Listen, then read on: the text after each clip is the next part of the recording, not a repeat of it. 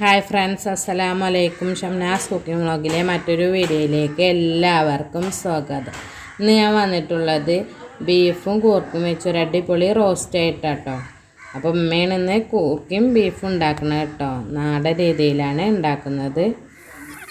അപ്പോൾ നമുക്കത് എങ്ങനെ ഉണ്ടാക്കാമെന്ന് നോക്കാം. കൂർക്കൊക്കെ അത് അവിടെ ക്ലീൻ ചെയ്ത് റെഡിയാക്കി വെച്ചിട്ടുണ്ട് കേട്ടോ. പിന്നെ ഇതിലേക്ക് അന്ന് അരച്ചെടുക്കാനുള്ള സാധനങ്ങൾ: പെരിഞ്ചീരകം, വെളുത്തുള്ളി, ചെറിയ ഉള്ളി, പച്ചമുളക്, കുരുമുളക്, ഇഞ്ചി. പിന്നെ 5 സവാള എടുത്തിട്ടുണ്ട്, 2 തക്കാളി എടുത്തിട്ട് ഇതൊന്ന് അരിഞ്ഞെടുക്കും വേണം കേട്ടോ.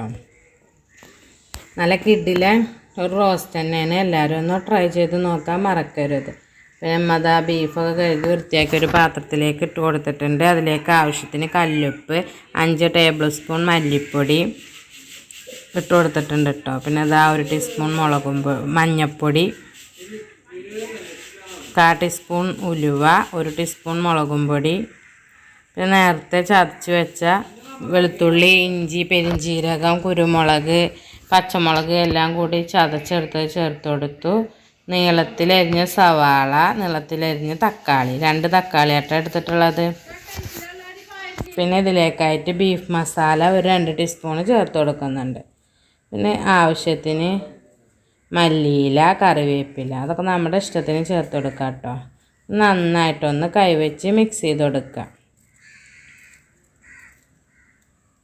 നന്നായി ബീഫിൻ്റെ എല്ലാ ഭാഗത്തേക്കും മസാല എത്തുന്ന രീതിയിൽ കൈവച്ച് മിക്സ് ചെയ്ത് കൊടുത്തിട്ടുണ്ട്.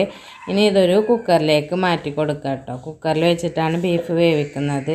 പിന്നെ അതിലേക്കായിട്ട് 1 ഗ്ലാസ് വെള്ളം കൂടി ഒഴിച്ചു കൊടുക്കുന്നുണ്ട്. പിന്നെ ഇവിടെ വിറകടുപ്പിൽ വെച്ചിട്ട് കൂർക്കൊക്കെ വേവിക്കാൻ വേണ്ടി വെച്ചിട്ടുണ്ട് കേട്ടോ. വെള്ളവും ഉപ്പൊക്കെ ഒഴിച്ചിട്ട് കൂർക്ക വെന്ത് കഴിഞ്ഞാൽ ബീഫിലേക്ക് ഇട്ട് കൊടുക്കുക.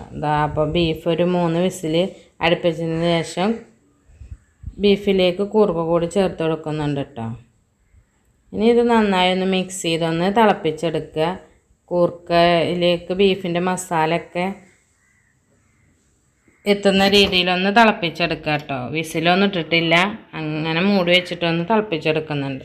പിന്നെ താളിക്കാൻ വേണ്ടിയിട്ട് കുറച്ചധികം തന്നെ ചെറിയ ഉള്ളിയൊക്കെ മൂപ്പിച്ചിട്ട് അതിലേക്ക് ഇട്ട് കൊടുത്തിട്ടുണ്ട് കേട്ടോ. അപ്പോൾ ബീഫ് കൂർക്ക റോസ്റ്റ് റെഡി ആയിട്ടുണ്ട്. ഈ വീഡിയോ ഇഷ്ടപ്പെട്ടാൽ ലൈക്ക് ചെയ്യുക, ഷെയർ ചെയ്യുക, കമൻറ്റ് ചെയ്യുക. സബ്സ്ക്രൈബ് ചെയ്യാതെ കാണുന്നവരെല്ലാം പ്ലീസ് ഒന്ന് സബ്സ്ക്രൈബ് ചെയ്ത് സപ്പോർട്ട് ചെയ്യുക.